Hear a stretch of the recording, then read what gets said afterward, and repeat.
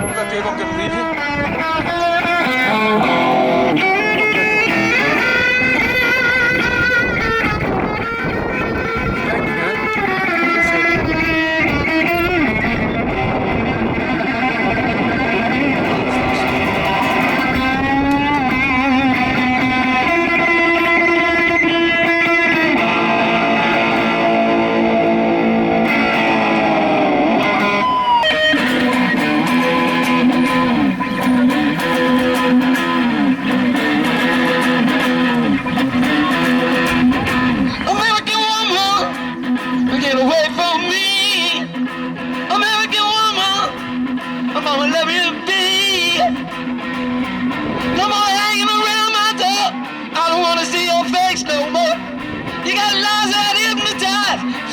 Someone else's eyes, and now I'm on.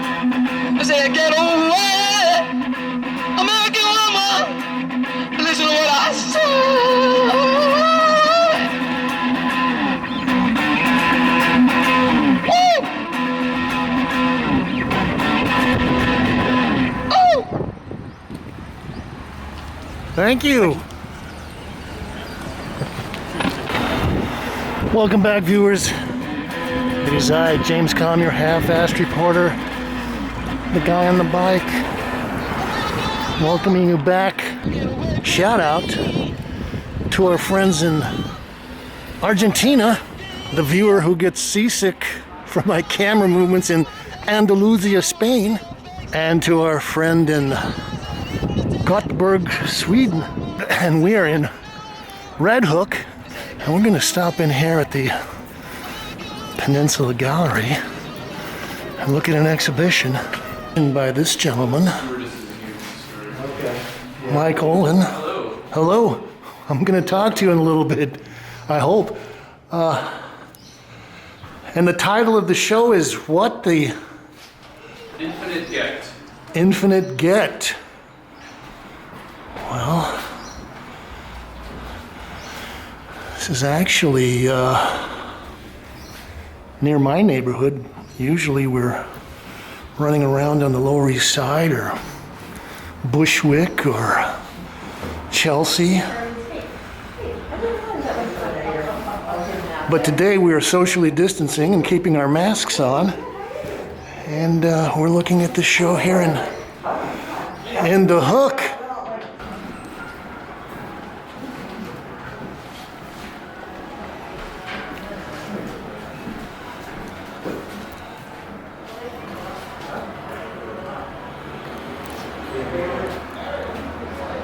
So we snagged Mike Olin here. Tell us about the show. How long have you been working on this?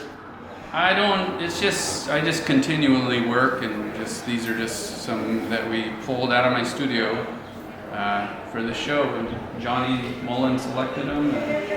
Okay, let's go over and start taking a look at some of these. One of the things I wanted to talk to you about was you're one of the, well, I guess I shouldn't say old timer, but one of the people that's been in Bushwick painting for 20 some odd years, something like that now. Yeah. And if I'm not mistaken, I think the first time I saw your work was at a Bushwick Open Studio, and you were at the building on Forest Street? Yes, you got it. The same building that English Kills was in? And They were regulars for a while, yeah. so are you still there? I'm not in the same space, but I'm still in Bushwick. Still in Bushwick, Yeah. okay. And what do you think about the Bushwick painting scene? I don't know. I'm kind of still in the pandemic fog. I don't The really pandemic. know it's hard That's a to good judge way to put it. anything. Yeah. I was going to say, are any of these paintings titled Pandemic Fog? Not yet. Let's talk a little bit about, so we've got a suite of pieces here, and I would say these are all about what, 22 by 16, Yeah, something like yeah, that? Close. 21 by 16. 21 by 16. And you generally are working with mostly oil paint? Yeah, all oil and mixed media on linen, on gesso. Okay, this is called Cave Core. Yeah, it's a little bit older for the show. This is Amarillo Superhero. Yeah, figure showed up in there, so I just figured I would use the figure in the title. Well, I know some artists kind of design an exhibition, it's like, gee, you got 6 months before the show, so they'll do everything within 6 months. You were saying you're not particularly into that kind of a category, but if I was to say these, yeah. but if I was to ask you, so these are all from say the last 10 years, Yeah. something like that. Okay. Yeah, most of them are this year or last year. This is titled Far Red.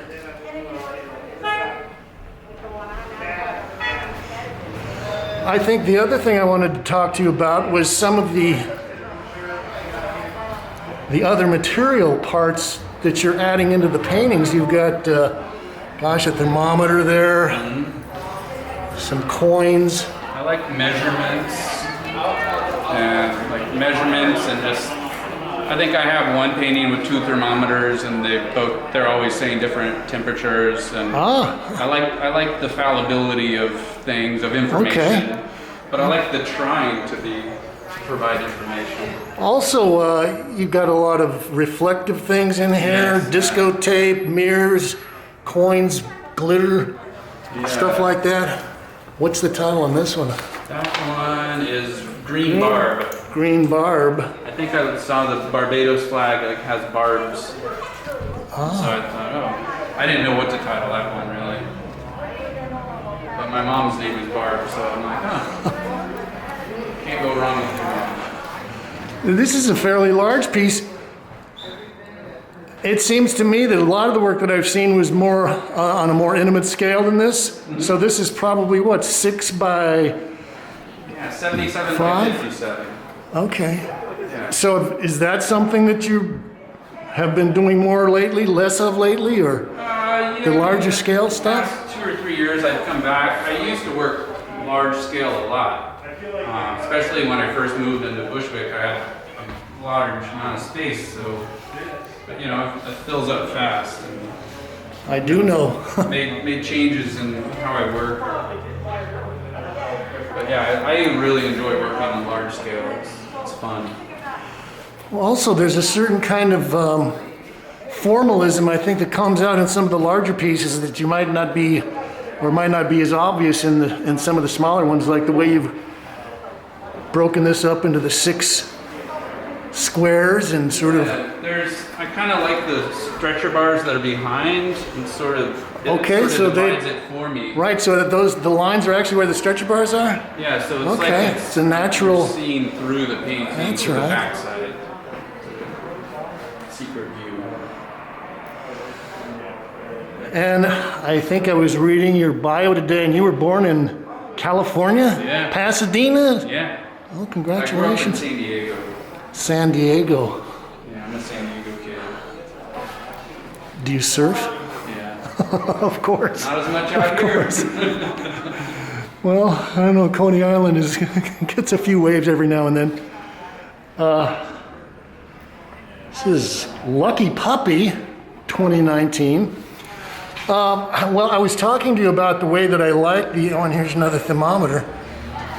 I like the way that you're employing a lot of various materials. And I don't know whether I should mention this or not, but there's a certain legend about you using these copper tacks to stretch your canvases with. And is that because, this is just, maybe I heard this over a few beers somewhere, that you feel like there's some kind of magnetic resonance or something, a kind of a alchemical property to the copper and things like that? I mean, I do a lot of stuff for, like, things I do, I usually have at least 2 or 3 reasons, and that can be one of them. The short answer is yes.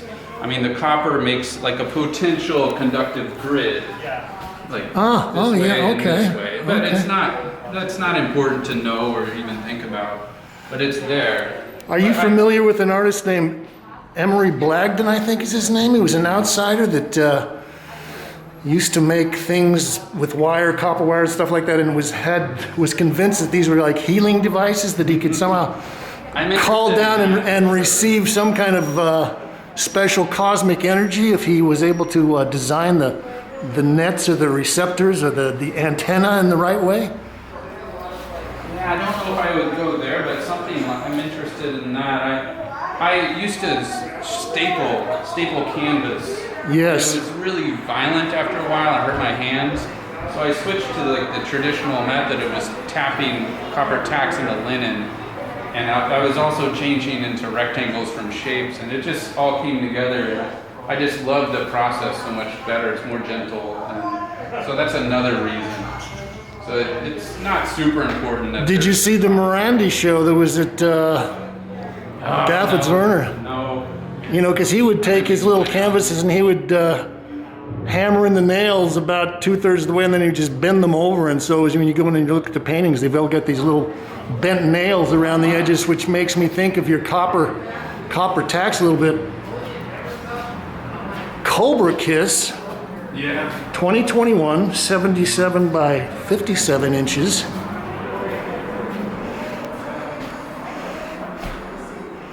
And in this case, you've got the mirrors, but a lot of these are kind of painted over, so you get almost a maybe a stained glass feel to it, or even some of it is more covered over, more opaque than that. Yeah.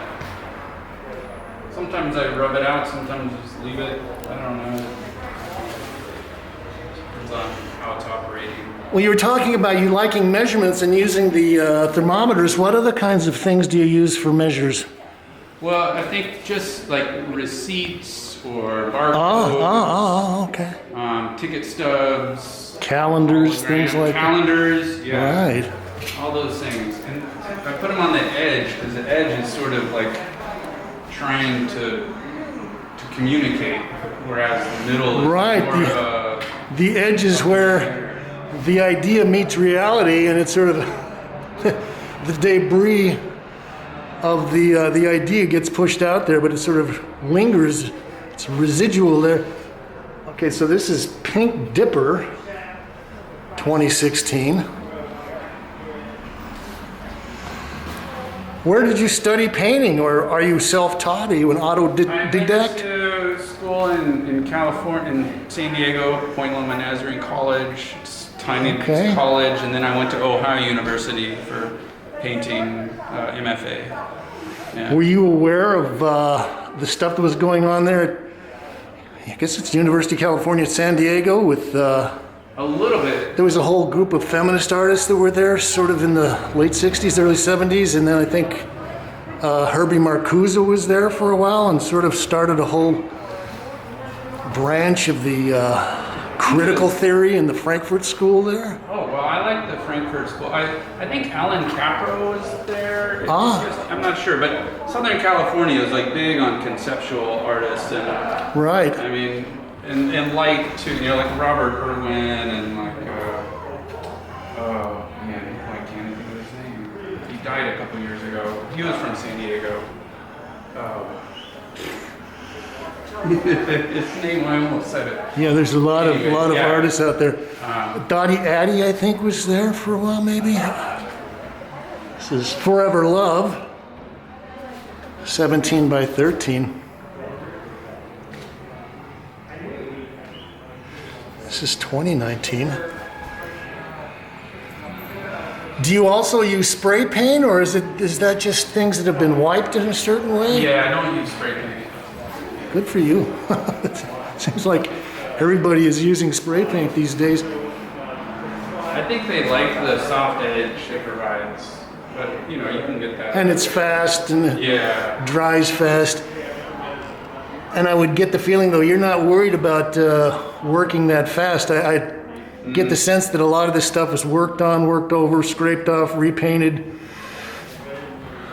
Yeah, for the most part. I mean, every painting is a little different, you know. Is that a piece of coral in there? Yeah. Okay. I started writing down where stuff came from, too. So that came from Vietnam.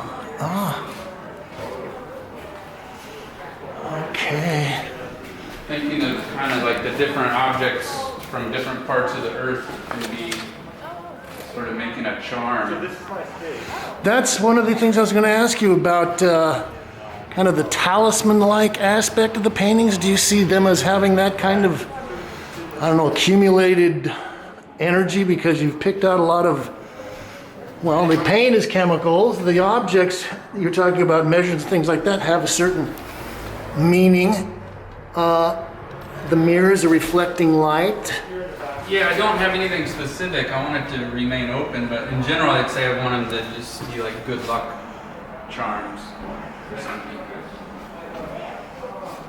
A lot of stuff is just stuff I find on the sidewalk.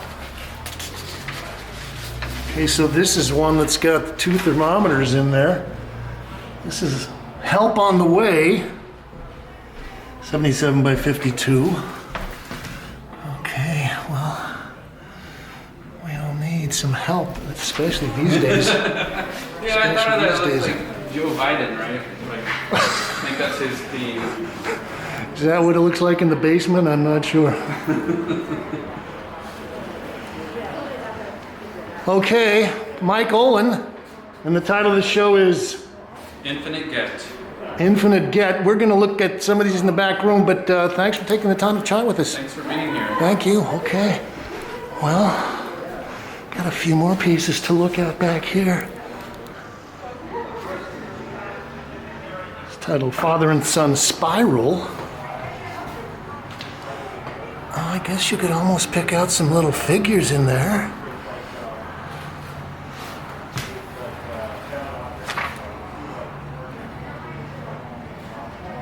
It's 26 by 19.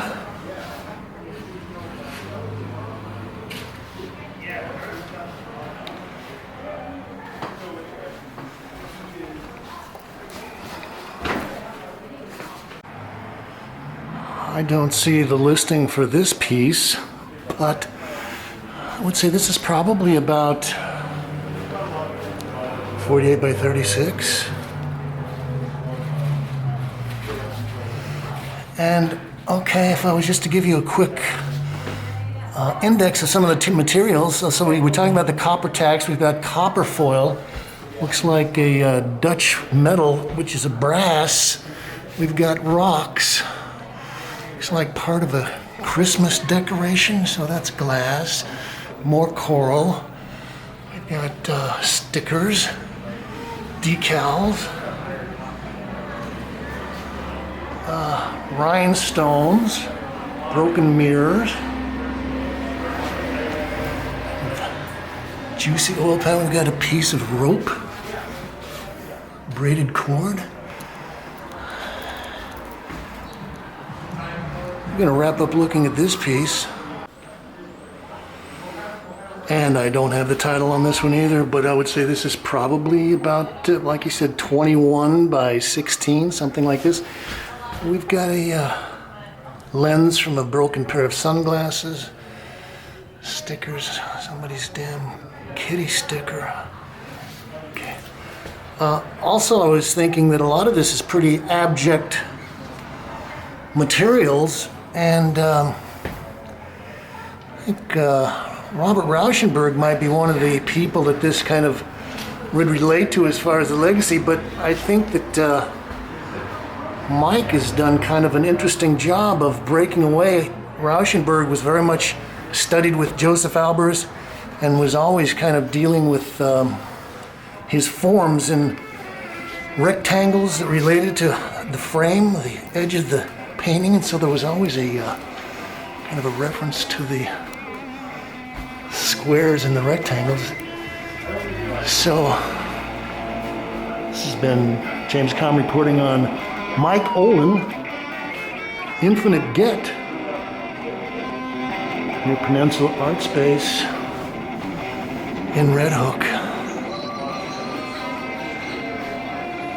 You can like this, share, post it at all your social media sites, and you can leave your thoughts, ideas, comments, criticisms, and reviews below.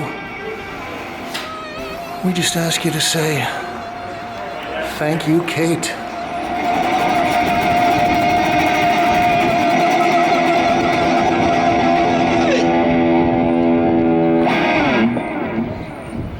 Thank you.